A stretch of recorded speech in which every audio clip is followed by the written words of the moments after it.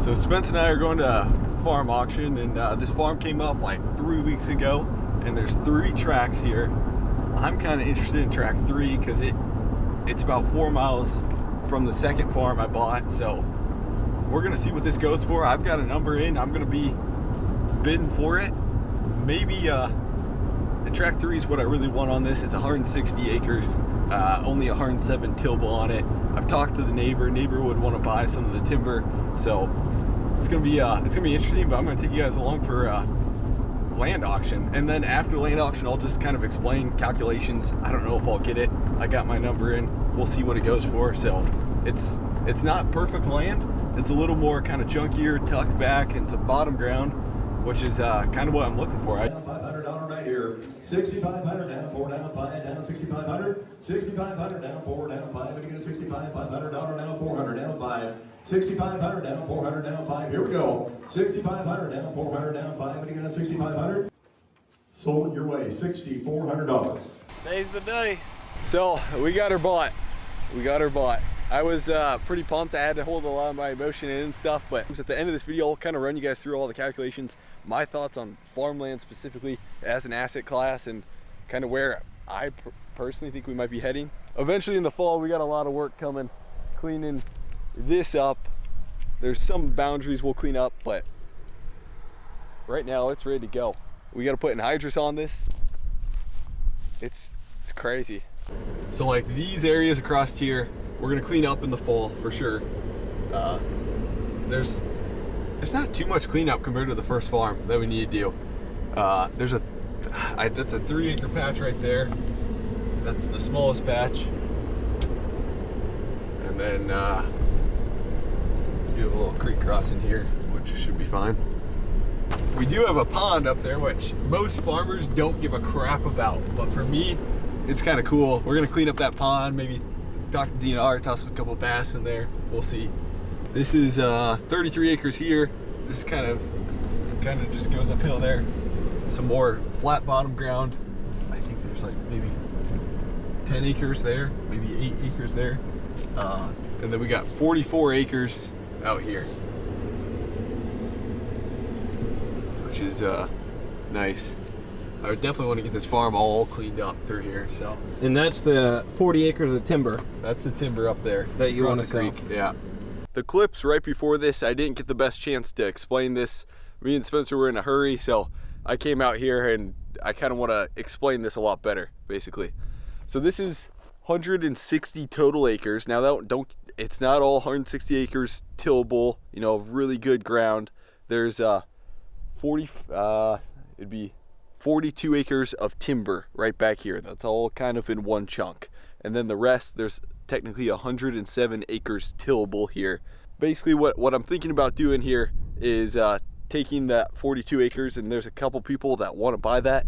So selling that 42 acres, which would make this a 118 acre piece with 107 acres tillable, and then whatever the difference is, like 7 acres of kind of tree lines and pond, and then there's a couple little drainage ditches running through here. So we'll see if that happens and if I ever get it sold. But in case you guys are new to this channel and didn't maybe see the first video, to kind of explain myself, my name's Grant, and I trying to chase the dream of starting a farm, essentially. So I got the bug and kind of addiction because I was always around the family farm when I was young, and so my parents on one of my sides exited farming in 2005 or something like that, and then my other family's still farming, and that's the family I was kind of always grew up kind of around and stuff. And it's pretty tough to jump into somebody else's operation, stuff like that. So somehow, some way, I was gonna kind of start my own operation. We're finally to that point.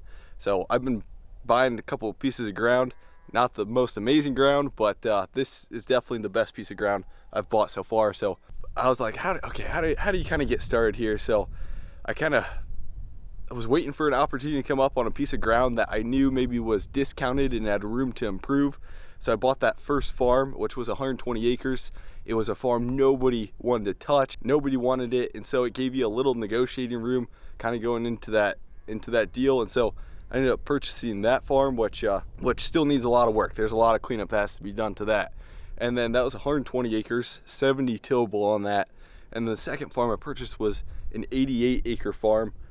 back in January, which is all tillable. It's just not the most amazing Iowa dirt, you know.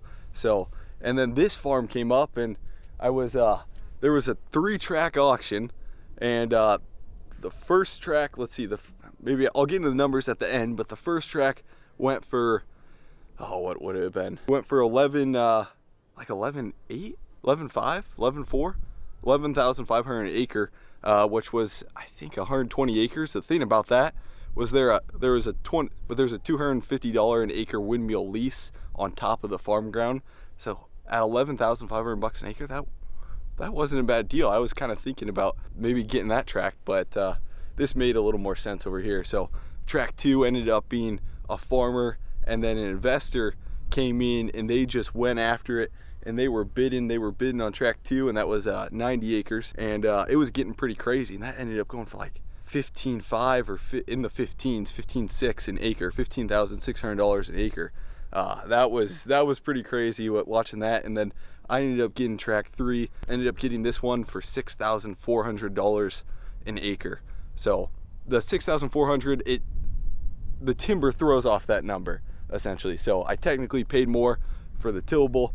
I can kind of run you guys through the calculations when I went back home on what the tillable actually went for per acre. Okay, so now the most interesting question: how much could a farm potentially return? This is a $1,024,000 farm. So let's say you were an investor and you were a passive investor looking at this. Now, me personally, I'm not doing any of this to make money. I just want to farm. I think it's a good storehold of wealth, but let's just assume you were an investor looking at this. So we're gonna assume that you rent it out and you don't farm it or anything like that. So the question is, how much could I get for rent on the tillable acres? The tillable acres are going to be your only income producing acres, which is 107 tillable acres on this. By no means am I doing this to like brag or talk about money by any means, because it's a low returning asset. You know, it's nothing to brag about by any means. So there's 2 types of returns. A, your yield off that farm, meaning your cash yield, so how much that's going to rent for. And then B would be appreciation, which is unknown at this time because it'll be future appreciation or depreciation of this value. And both of those together come to a total return. So as far as rent goes for it, well, we got to figure out how good is that soil, how good of crop can we grow, and then we'll be able to figure out most likely how much somebody would be willing to rent that ground for. Now, little side note, this environment right now that we're in with like $650 corn is insane, and rent could be like insane if you get the right person in there. I truly think if you had like a bidding war, it could go insane. We've seen that happen, but I'm just going to kind of keep it realistic, assuming the corn's just at like $3-4 and not skyrocketing right now.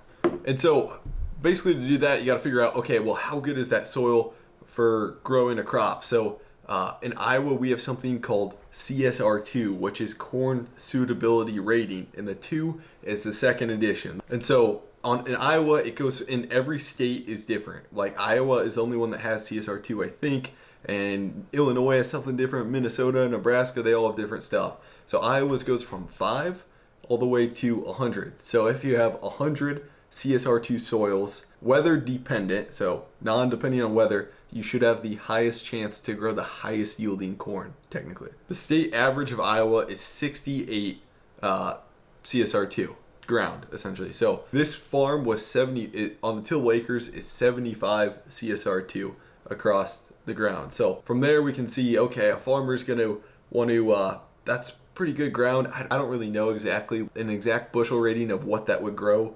Probably anywhere from like 200 to 230, but it depends on fertility, it depends on rain, so much more. But that's pretty good, and that's above a little bit above county average. And so I think it'd be fine to say a farmer would rent this for $240. So let's say he rents this farm for $240 an acre. There's 107 tillable acres. Remember, the non-tillable acres don't provide any income. Now, there are taxes on this. I gotta check what the taxes are. The $25,680 is what I had, and I'm gonna take off $3,000 for taxes, real estate taxes. That gets us down to $22,680 divided by.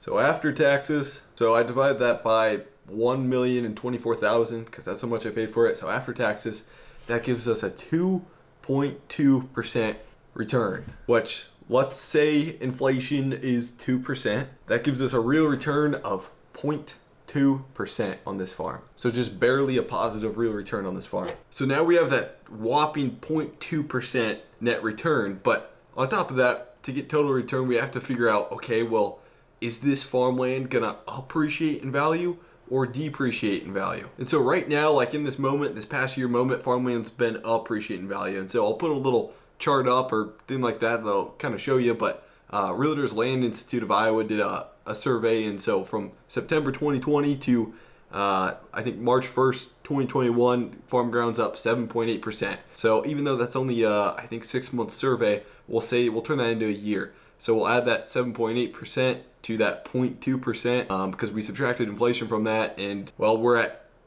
we'd be at 8% exactly. So there's so many different variables that affect the appreciation or depreciation. You know, you got commodities, so the price of, mainly you'd be producing corn and soybeans, so the price of corn and soybeans. You have interest rates, which are at an all-time low. We have the supply of land, which is at an all-time low of supply coming on market. And we have inflation concerns, which in my opinion should weigh a lot in this decision here. So it's so tough, and there's so many different things. I could talk forever, but I don't want to bore you guys to death. I'm kind of under the opinion that we're in like the perfect storm for farmland, but I could be wrong.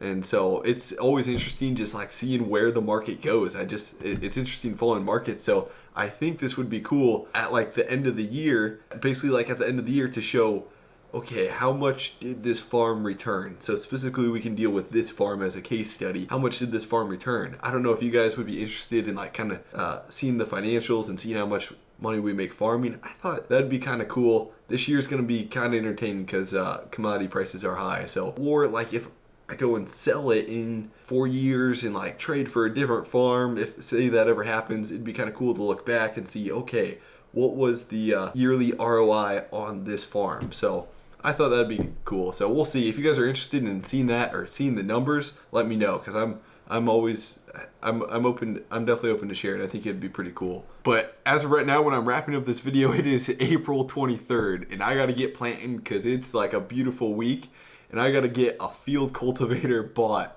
here tomorrow morning. I got a guy lined up to go and buy a field cultivator and field cultivate it, unhook it from tractor, hook up to tractor, get planted, then have the co-op come out and spray. So things are just getting going like that. So enough talking, we got to get going. So seriously guys, thanks for watching this video, and I'll see you guys in the next one.